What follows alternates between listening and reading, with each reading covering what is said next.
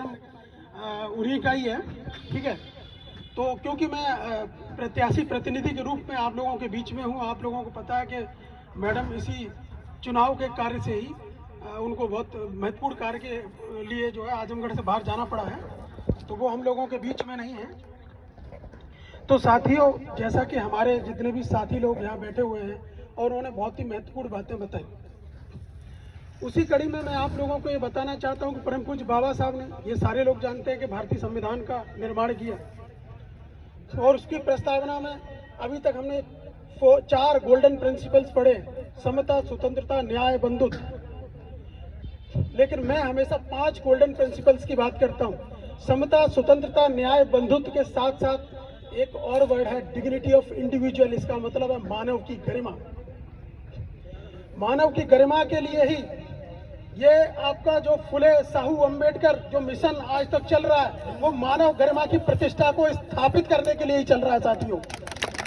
और बहुजन, मैं समझता हूं कि बहुजन समाज पार्टी का जो उदय हुआ वो भी केवल इसीलिए हुआ कि इस समाज में जन्मे जो समाज के जो लोग हैं, जो वंचित लोग हैं, दलित हैं, पिछड़े हैं, जो कमेरा लोग हैं, उनको दबाया गया। उनके हक और अधिकार की बात करने के लिए ही इस पार्टी को बनाया गया साथियों। तो ये बहुत ही महत्वपूर्ण चीज है। और इसके साथ साथ बहुत सारी चीजें हैं, हमारे साथियों ने बहुत सारी बातें बताई। अब मैं ज्यादा ना कह करके मैं कुछ महत्वपूर्ण बातों पर आप लोगों का ध्यान आकर्षित करना चाहूंगा।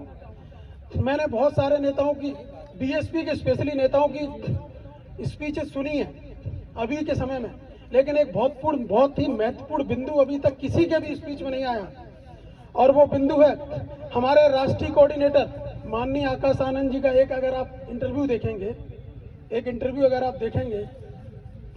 तो साथियों, इस चुनाव के समय में बाबरी मस्जिद का बा कोई नेता बोलने के लिए तैयार नहीं है। और इस समय में माननीय आकाश आनंद जी ने इस बात को कहा कि अगर अयोध्या में बाबरी मस्जिद बनेगी तो सबसे पहले खड़ा होने वाला मैं होऊंगा और सबसे पहले समाधान करने वाली बहुजन समाज पार्टी होगी। साथियों, इस बात को कहने के लिए दम चाहिए, इस बात को कहने के लिए दम चाहिए। जिस समय में जो रहनुमा बने हुए हैं वो इसका बा नहीं कह पा रहे हैं साथियों, उनका अगर बा कहते तो उनका कंठ सूख जाएगा। मैं आपको इस बात को भरोसा दिलाता हूं, कंठ सूख जाएगा, पैर कांप जाएंगे, नहीं बोल पाएंगे। लेकिन हमारे माननीय राष्ट्रीय कोऑर्डिनेटर आकाश आनंद जी ने इस बात को, जो हमारे मुस्लिम समाज के लोग हैं उनको ये भरोसा दिलाया कि बहुजन समाज पार्टी अभी भी आप लोगों के साथ में खड़ी है साथियों। और इस बात को हमारे मुस्लिम भाइयों को भी समझना चाहिए। सारा गणित तो हमारे भाई साहब ने बता ही दिया है, ठीक है। इस बात को हमें समझना चाहिए कि 22 में हमने जिस पार्टी को जितना समर्थन दिया, कितना समर्थन मिला, जिस पार्टी को समर्थन दिया मुस्लिम भाइयों ने, क्या वो पार्टी जीत पाई? और मैं आपको गारंटी से दे रहा हूं, आप कितना भी समर्थन देना, नहीं जीत पाएंगे। अगर कोई पार्टी जिता पाएगी तो वो केवल और केवल बहुजन समाज पार्टी है साथियों। इस बात को हमें समझने की जरूरत है। और आज आप लोगों के बीच में माननीय बहन कुमारी मायावती जी ने एक बहुत ही योग्य प्रत्याशी प्रोफेसर डॉक्टर इंदु चौधरी जी को आप लोगों के बीच में भेजा है साथियों। वैसे तो प्रोफेसर इंग्लिश का वर्ड है, अगर हिंदी में अगर उसका मैं अनुवाद करूंगा तो उसका मतलब होता है प्रकांड विद्वान। इसको समझ लीजिए आप लोग, प्रकांड विद्वान।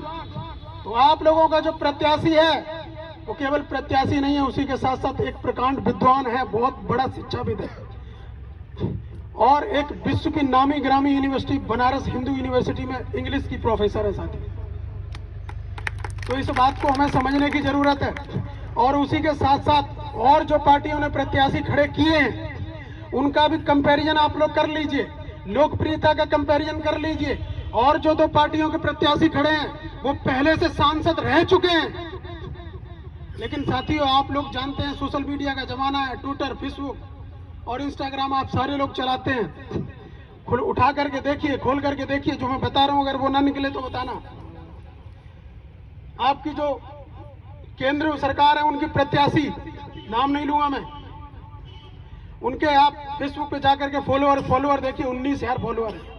19,000, ये भी एक लोकप्रियता का तकाजा है साथियों। लोकप्रियता का तकाजा है कि कौन कितना लोकप्रिय है। और उसके बाद जो दूसरी पार्टी है वो भी 2-2 बार सांसद इसी लालगंज से रह चुके हैं। उठा करके देखिए 24,000 फॉलोअर है उनके। और आपकी जो प्रत्याशी डॉक्टर इंदु चौधरी हैं उनके फॉलोअर है 5,30,000 फॉलोअर है साथियों। तो ये लोकप्रियता का एक पैमाना है। आपकी जो प्रत्याशी है वो पढ़ी लिखी है, साथ ही साथ आप लोगों के दुख और दर्द को समझने वाली है। और अभी से नहीं, 2-4 साल से नहीं, पिछले 12 सालों से आप ही के साथ में, आप ही के गांव में रह करके और आप ही की समस्याओं को बहुत अच्छी तरीके से जानती हैं साथियों। और मैं तो कहता हूं कि हमारे लोगों को जगह जगह गली चौराहे चट्टी चौराहों पर जा करके इस बात को चुनौती देनी चाहिए कि अगर आप लोगों को लगता है कि दूसरी पार्टियों के प्रत्याशी बहुत ज्यादा उम्मीदवार तेज हैं या बहुत ज्यादा पढ़े लिखे हैं, तो हम चुनौती देते हैं इस बात की कि हमारे प्रत्याशी को बुला लीजिए और इनके प्रत्याशियों को बुला लीजिए, बुला करके डिबेट करा लीजिए, तो पता चल जाएगा कि कौन आपके क्षेत्र का प्रत्याशी बनने के लायक है साथी। तो इस बात को हम आप लोगों को समझने की जरूरत है। इस बात को अगर आप समझेंगे तो आप अपने प्रत्याशी को आगे ले जा पाएंगे। और अगर आपका प्रत्याशी इस लालगंज की धरती से लाल किले की धरती पर गया तो मैं इस बात की गारंटी देता हूं कि आपके मुद्दों को इतने जोरदार तरीके से उठाया जाएगा साथियों, इतनी जोरदार तरीके से उठाया जाएगा कि शायद इससे पहले लालगंज से कभी भी इस तरीके की बात को संसद में न उठाया गया होगा। इस बात को हम लोगों को, सब लोगों को समझने की जरूरत है। तो साथियों, मैं आप लोगों को केवल यही अपील करूंगा कि माननीय बहन जी ने आप लोगों के बीच में एक बहुत ही योग्य प्रत्याशी को आप लोगों के बीच में भेजा है। तो मेरा आप लोगों से विनम्र निवेदन है कि मैडम के हाथों को अगर आप मजबूत करेंगे तो इनडायरेक्ट वे में बहन जी के हाथ ही मजबूत होंगे, बहन जी के हाथ ही मजबूत होंगे। और हमारे साथी ने भी कहा था कि केवल 40 सीटें अगर हम लेकर के आ जाएंगे तो केंद्र में सरकार बनाएंगे, क्योंकि मान्यवर काशीराम साहब भी कहा करते थे कि हमें मजबूत सरकार नहीं, हमें मजबूर सरकार चाहिए, क्योंकि मजबूर सरकार होगी तो सारे समाज अपनी भागीदारी उस सरकार से लेने के लिए तैयार रहेंगे साथियों। तो इन्हीं सारी बातों के साथ मैं अपील करता हूं कि आप अपनी प्रत्याशी को उसका सहयोग करें और उनको भारी से भारी संख्या में 25 मई को जाकर के वोट करके उनको लालगंज की लाडली को लाल किले की धरती पर पहुंचाने का काम करें। धन्यवाद साथियों, बहुत बहुत धन्यवाद।